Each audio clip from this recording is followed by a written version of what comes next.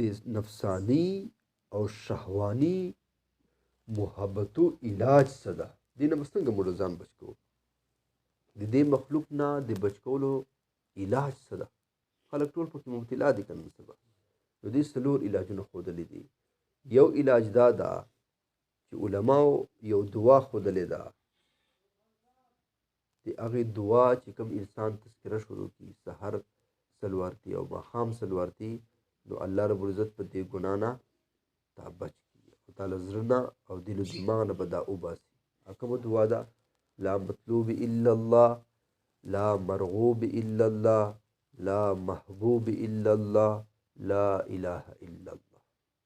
دا دعا چې کوم سړی سلوارتي سحر وایي او سلوارتي ماښام وایي، نو الله رب العزت په دا ناجایز ټول محبتونه تا زړه نه وباسي.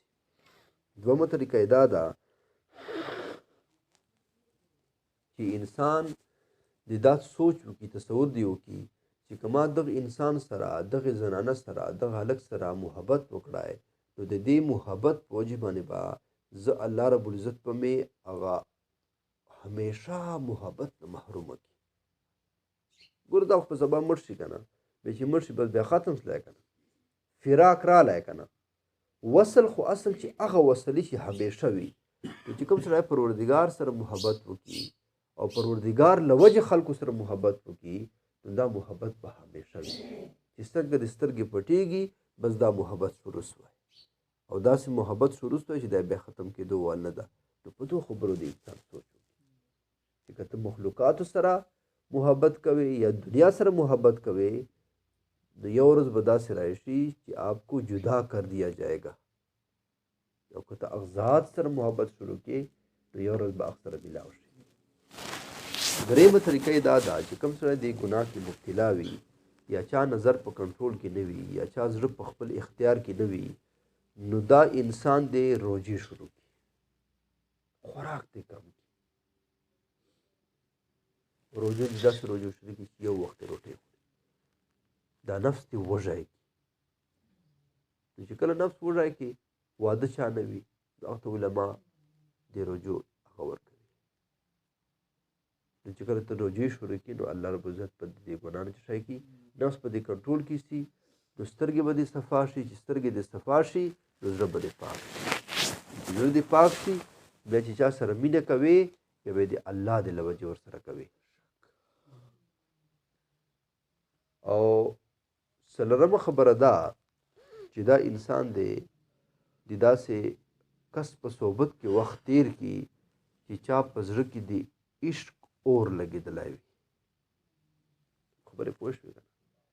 نو ته چې کله د خپل زړه د هغه په صحبت کې کله کله تګ راتګ ورته کوې، لکه څنګه به تاسو کتلی وي چې دا کم لوهار وي او هغه په هغه دوکان کې هغه بنۍ لګولي، هغه پوکې چې ورکوي، نو اور بلیږي. نو که اخ سره ناست دی، نو الله خو به دې وجود وسوځېږي. که ونه سوځېږي، که یو سیټ ته ناست دی، ورکې ناست دی، خو ګرمایش نه نسې بچ کېدلی. اوس که بد ملګري سره ناست دی، که ته وایي چې زه بچ کېږم، زه خو بس چرسي سره هسې ناست یم په سوسایټۍ کې، نو لوګی به یې په درځي، بچ کېدلی نه شي. که ته ځان ډېر بچ کړې، ډېر سیټ ته ناست دی، محفل به پرېږدوې. او اتر خو چې چا سره وي، د عشق اتر چا سره وي، اول خو به یې تر ولګوي. که تر وې نه لګوي، نو که ډېر پټ په څادر کې اتر ولګوي، نو تا ته له بوی نه نشي کېدلی. نو چا په زړه کې چې د عشق انګیټۍ لګېدلې وي، د عشق اور لګېدلی وي، نو چې دا انسان اخ په صحبت کې وخت تیر کړي، نو چنانچه اثر یې ده ته ورشي، چنانچه اثر یې ده ته ورشي. ځکه مولانا روم رحم الله فرمایي، یک زمانہ صحبت با اولیاء بهتر از 100 ساله تعبیریه. یو وخت د داسو حضراتو په صحبت کې تیرول، دا د 100 کالو بیریا عبادت نه افضل. یو کس مفتی شفیع رحم الله غالبا حضرت اقدس اشرف علی تانوی رحم الله نه تپوس وکړی، وای حضرت دا شاعران په شعرو کې ډیره زیاته مبالغه نه کوي؟ وای څنګه؟ وای دا وای چې یو وخت مشایخو په داسې حضراتو په صحبت کې تیرول، دا د 100 کالو بیریا عبادت نه افضل ده. نو تانوي صاحب ورته وویله چې زه دې شعر کې لږ ونې تبدیلي کوم یا به ته پوه شې.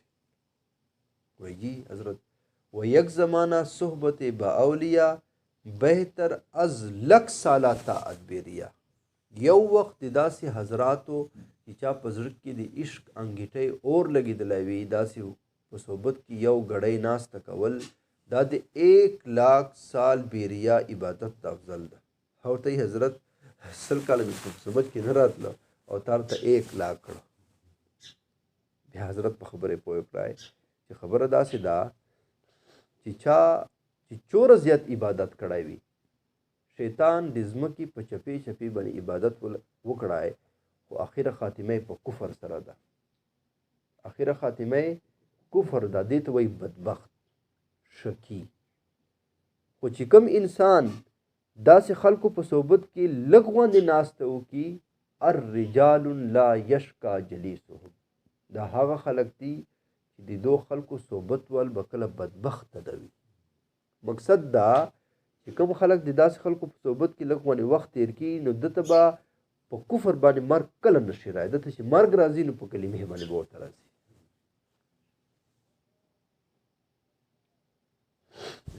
مولانا روم صاحب وایي و عشق کی آتش کا جب شعلہ اٹھا ما سوا معشوق سب کچھ جل گیا. چې کله مې په زړه کې د عشق لمبه چېږسله د سوای د معشوقې هر شی وسوځول. عشق کی آتش کا جب شعلہ اٹھا ما سوا معشوق سب کچھ جل گیا تیغ لا سے قتل غیر حق ہوا دیکھیے پھر بعد اس کے کیا بچا. وایي چې کله ما په زړه کې د لا ضرب ورکړی لا اله الا الله نو د لا تورې زما زړه نه ټول مخلوقاتو سرونه وواله تیغ لا سے قتل غیر حق ہوا دیکھیے پھر بعد اس کے کیا بچا. خلکو ستاسو تر وشو چې دې نه بعده بیا چې شاید چې پاتې سله پھر بچا الله باقی سب فنا مرحبا یہ عشق تجھ کو مرحبا. وایي چې کله توره وچلېده که نه نو په زړه کې مې صرف د الله پاته سلای اے عشق زه تا ته مرحبا وایم.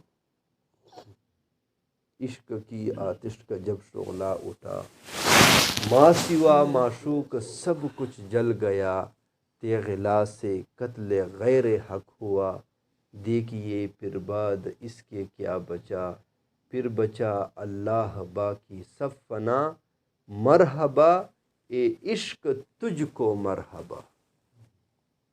سړی داسې حضراتو په صحبت کې وخت تیر کړي نو دا نفسانی شیطانی چې کوم محبتونه له لین نه مخته تیر شوي نو دا ټول محبتونه تا زړه نه به ووځي.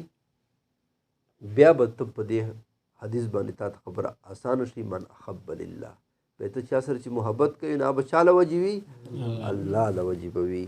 نو الله رب عزت ته عمل کولو توفیق راکړي او الله رب عزت ته تاسو مونږ ټول داسې محبتونه بچ کړي چې کوم په شریعت حرام کړي دي.